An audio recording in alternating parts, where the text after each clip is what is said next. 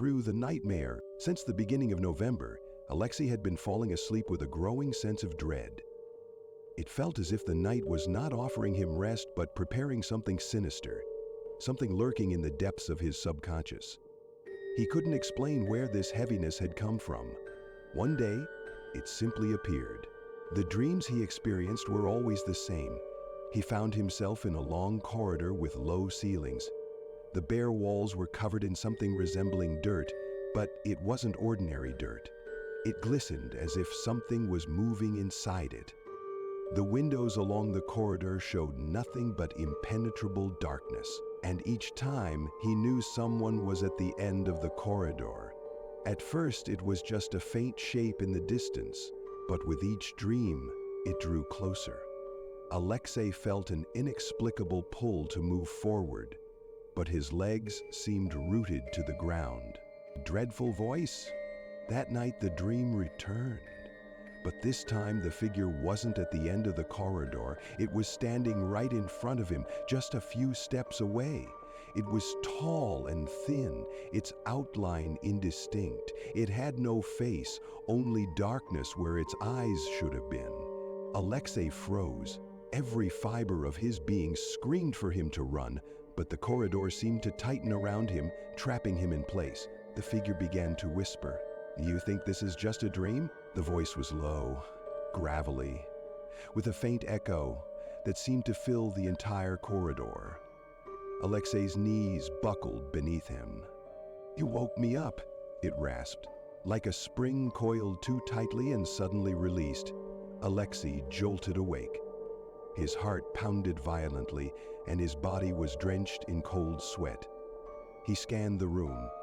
Everything appeared normal, yet the oppressive feeling of being watched lingered. The start of strange events. The next morning, Alexei noticed something unusual. On the notebook he'd left on his desk, there was a drawing. It depicted the corridor from his dream.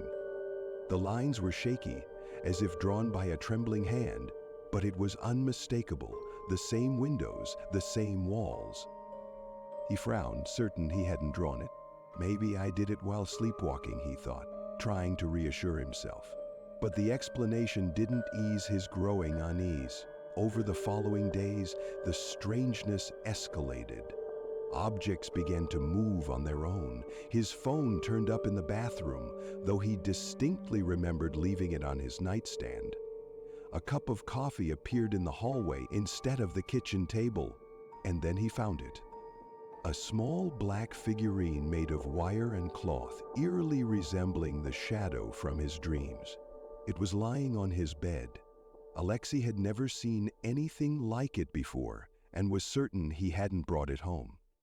Descent into fear, the nightmares grew even more vivid. Now he saw the shadow moving, its slow, deliberate steps closing the distance between them. It no longer whispered, its voice resonated directly in his mind. "Ah, you did this. You woke me." Each morning, Alexei awoke with the horrifying certainty that the shadow had been in his room, standing over him, watching. One day while tidying up, he noticed faint marks on the wallpaper. They were lines forming a crude sketch of the corridor. "What the hell?" he muttered, stumbling back. A visit in reality. That evening, Alexei decided to confide in his friend Dmitri. Dmitri listened attentively, though Alexei could see the skepticism in his eyes. "It's just stress, Alex," Dmitri said. "You've been working too hard. Maybe you need a break." Alexei didn't respond. Deep down he knew this wasn't about stress. The next morning he found writing on every mirror in his apartment. "I'm already here." The words were jagged, scrawled in what looked like soot. Alexei wiped them off with trembling hands, but the sensation of being watched only grew stronger. The final night. That night, the dream was more real than ever before. Alexei wasn't in a strange corridor this time. He was in his apartment. But everything felt wrong. The walls pulsed as if alive, and the air was thick, suffocating. He heard the creak of a floorboard behind him and turned. The shadow stood in the middle of the room. "This is not your home," the voice said. It's mine.